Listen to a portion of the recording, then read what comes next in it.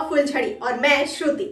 भारत में ऐसे कई प्राचीन किले हैं जिनके नीचे कई राज दफन हैं। कई किलों में रात को जाना और वहां रुकना तक मना है। राजस्थान में भी एक ऐसा किला है जहां रात को जाना और रुकना मना है। उसका नाम है भानगढ़। लोगों का कहना है कि भानगढ़ के किले में रात को प्रेत आत्माएं भटकती हैं। भानगढ़ के किले से जुड़ा एक बड़ा रहस्य है। ऐसा कहा जाता है कि भानगढ़ की राजकुमारी रत्नावती, जो केवल 10 वर्ष की थी और वह बहुत ही सुंदर थी।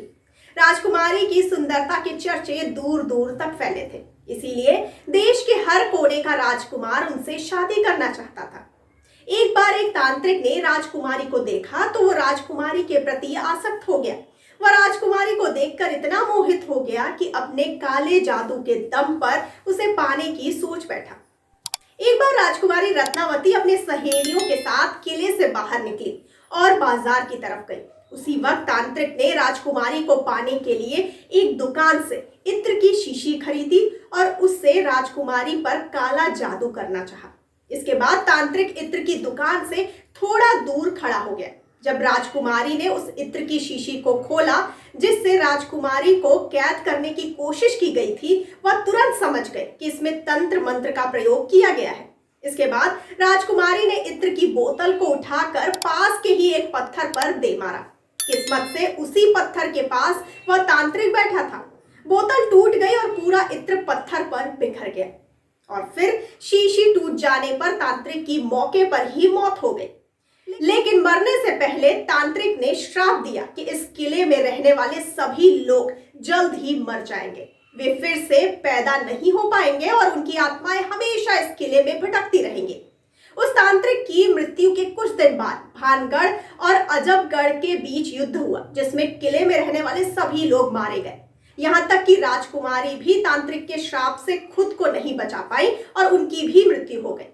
कहा जाता है कि तब से भानगढ़ में आत्माओं का बसेरा है।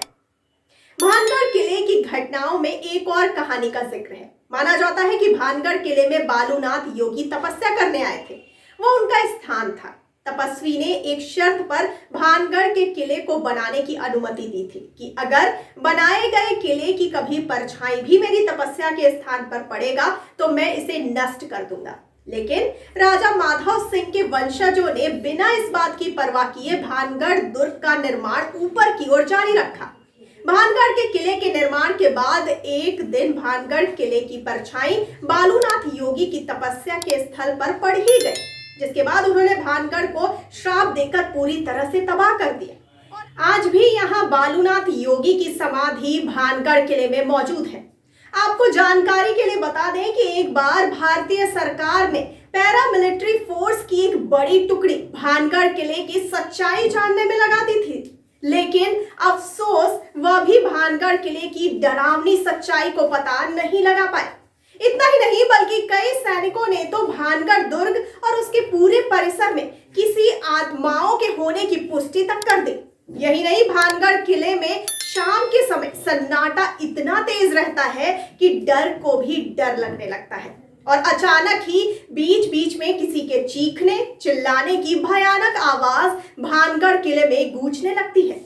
आपको ये बताते चले कि भानगढ़ किले में भारत के पुरातत्व विभाग ने एक बोर्ड ही लगा दिया है कि रात के समय भानगढ़ किले में प्रवेश बिल्कुल ना करें। साधारण और सामान्य घटनाओं के बारे में भी स्थानीय लोगों ने कई वास्तविकता बताई है, लेकिन यह कितना सच है यह पूरी तरह से बता पाना किसी के लिए भी संभव नहीं होगा। तो आपका इस जानकारी को लेकर क्या कहना है हमें कमेंट करके जरूर बताइए और साथ ही साथ हमारे चैनल को लाइक, सब्सक्राइब और शेयर करना ना भूलिए और मुझे दीजिए इजाजत। धन्यवाद।